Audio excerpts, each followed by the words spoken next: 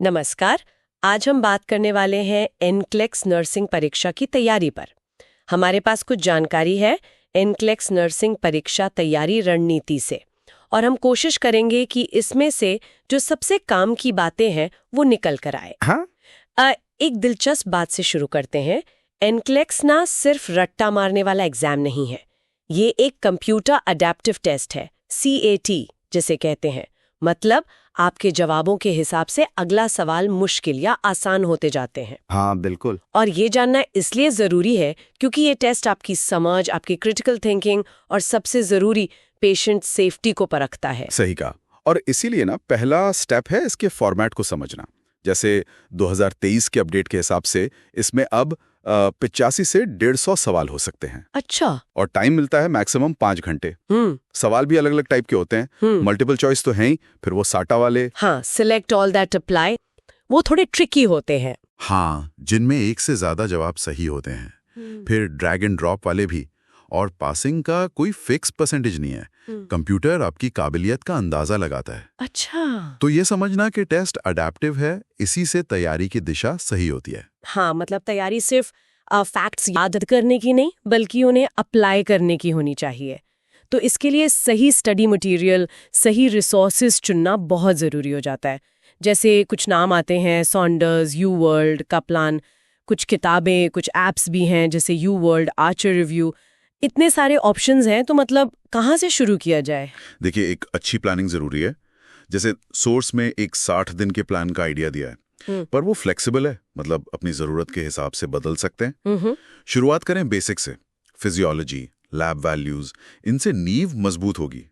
फिर आइए made surge, pharmacology जैसे बड़े टॉपिक्स पर। ओके। उसके बाद special area, mental health, maternity, paediatrics, और आखिर में मॉक टेस्ट्स और जो टॉपिक्स वीक रह गए उनका रिवीजन। और टाइम कितना देना होगा रोज? अंदाजन 4 से 6 घंटे रोज। पर इसमें बैलेंस जरूरी है। करीब 75% टाइम पढ़ाई और बाकी 25% प्रैक्टिस और सोचना कि क्या सही किया, क्या गलत। अच्छा, ये प्रैक्टिस वाली बात आपने कहा, सिर्फ 25% टाइम, पर ये भी कि सिर्फ सवाल हल करना काफी नहीं है। तो ये स्मार्ट प्रैक्टिस क्या चीज है? स्मार्ट प्रैक्टिस का मतलब है क्वालिटी पर फोकस, क्वांटिटी पर उतना नहीं।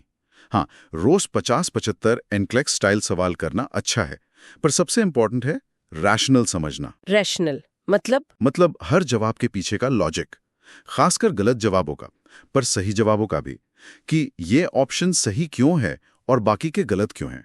यही वो क्रिटिकल थिंकिंग है जो एनक्लेक्स टेस्ट करता है। और सैटा सवालों पर अलग से ध्यान देना भी जरूरी है, क्योंकि वो आपकी पूरी समझ को परखते हैं। सही बात है। मतलब सिर्फ रटने से तो काम बिल्कुल नहीं चलेगा। और जो पढ़ा है उसे दिमाग में टिकाने के लिए, मतलब याद रखने के लिए क्या तरीके हैं? बिल्कुल, यहीं पर एक्टिव लर्निंग टेक्निक्स काम आती हैं। सिर्फ पढ़ते मत जाइए, जानकारी को एक्टिवली रिकॉल करने की कोशिश कीजिए। जैसे दवाइयों, उनके साइड इफेक्ट्स, लैब वैल्यूज के लिए फ्लैश कार्ड्स बना लिए। या फिर व्हाइट बोर्ड रिकॉल टेक्निक, मतलब टॉपिक को खुद को ही पढ़ाना जैसे किसी और को समझा रहे हों। अच्छा, ये तो बढ़िया तरीका है। हाँ, या फिर माइंड मैप्स बना सकते हैं, चार्ट्स बना सकते हैं मुश्किल सिस्टम्स को समझने के लिए। जैसे किडनी कैसे काम करती है, हार्मोन्स का क्या रोल है। ये तरीके जानकारी को दिमाग में अच्छे से बैठा देते हैं। ये सब सुनकर लगता है कि तैयारी का पहाड़ तो ऊंचा है, पर ये तरीके शायद उसे छोटे छोटे हिस्सों में तोड़ने में मदद करते हैं। वैसे क्या कुछ खास टॉपिक्स हैं जिन पर ज्यादा फोकस करना चाहिए? हाँ, बिल्कुल। कुछ टॉपिक्स एनक्लेक्स को ज्यादा पसंद है, ऐसा लगता है। जैसे सेफ्टी और इन्फेक्शन कंट्रोल, ये तो सबसे ऊपर है। Okay, safety. फिर आता है प्रायोरिटाइजेशन और डेलीगेशन, मतलब किस मरीज को पहले देखना है, कौन सा काम आप किसी और नर्स या असिस्टेंट को दे सकते हैं। ये तो प्रैक्टिकल स्किल्स हैं। हाँ, फिर फार्माकोलॉजी, मैटरनल और चाइल्ड नर्सिंग, मेंटल हेल्थ और मैनेजमेंट ऑफ केयर, ये भी बहुत जरूरी हैं। इन पर फोकस करने से तैयारी थोड़ी और टारगेटेड हो जाती है। और अपनी तैयारी को परखने के लिए मॉक टेस्ट्स, वो कितने जरूरी हैं? बहुत जरूरी। हफ्ते में एक बार पूरा 3 घंटे का मॉक टेस्ट देना, बिल्कुल एग्जाम वाले माहौल में। अच्छा। YouWorld या आर्चर जैसे प्लेटफॉर्म का कैट मोड यूज करना अच्छा रहता है, क्योंकि वो असली एग्जाम का फील देता है। और टेस्ट के बाद सिर्फ स्कोर देख के छोड़ना नहीं है, हर सवाल का रैशनल ध्यान से पढ़ना है, अपनी गलतियों के पैटर्न को पहचानना है, समझना है कि कहाँ कमी रह गई। तो ये इस सब भागदौड़ में अक्सर लोग अपना ध्यान रखना भूल जाते हैं। मेंटल और इमोशनल हेल्थ के बारे में क्या सुझाव है? ये बहुत ही क्रिटिकल है। अक्सर लोग इसे इग्नोर कर देते हैं। रोज कुछ मिनट ब्रीदिंग एक्सरसाइज या मेडिटेशन करना, पढ़ाई के बीच में ब्रेक लेना। हाँ, ब्रेक तो जरूरी है। बर्नआउट से बचना और रात को पूरी नींद लेना, कम से कम 7-8 घंटे। याद रखिए, एंक्लिक्स के लिए शांत और फोकस दिमाग चाहिए, सिर्फ जानकारी से भरा हुआ नहीं। कभी कभी दूसरे स्टूडेंट से बात करना, जैसे फेसबुक ग्रुप्स या रेडिट पर, उससे भी काफी हौसला मिलता है। बिल्कुल। तो कुछ फाइनल टिप्स, कुछ बोनस पॉइंट्स? हाँ, कुछ जरूरी बातें हैं। पहली, रटने के बजाय नर्सिंग एक्शंस के क्यों को समझें, हर चीज के पीछे का लॉजिक। ओके। दूसरी, जो जरूरी वैल्यूज हैं, lab values, ABGs, vital signs, safety rules, इनमें एकदम महारत हासिल करें। और तीसरी बात, कुछ खास प्रिंसिपल्स हैं जिन्हें एंक्लिक्स बार बार टेस्ट करता है। जैसे मास्लो की हायरार्की ऑफ नीड्स, एबीसीज यानी airway, breathing, circulation, SBR communication tool और नर्सिंग प्रोसेस।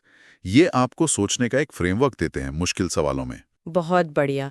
तो अगर हम संक्षेप में कहें, एनक्लेक्स में सफलता के लिए एक स्ट्रक्चर्ड प्लान, सही रिसोर्सेज, स्मार्ट प्रैक्टिस यानी सवालों को गहराई से समझना, जरूरी टॉपिक्स पर फोकस और अपने मानसिक स्वास्थ्य का ध्यान रखना, ये सब मिलकर काम करते हैं। बिल्कुल सही। और ये तैयारी सिर्फ एक एग्जाम पास करने की नहीं है। ये आपको एक सेफ, एक काबिल और क्रिटिकली सोचने वाली नर्स बनने में मदद करती है। यहाँ श्रोताओं के लिए एक सवाल छोड़ते हैं सोचने के लिए। ये जो सामान्य रणनीतियां हमने डिस्कस की, इन्हें कोई अपनी पर्सनल लर्निंग स्टाइल और अपनी ज़रूरतों के हिसाब से सबसे बेस्ट तरीके से कैसे अपना सकता है?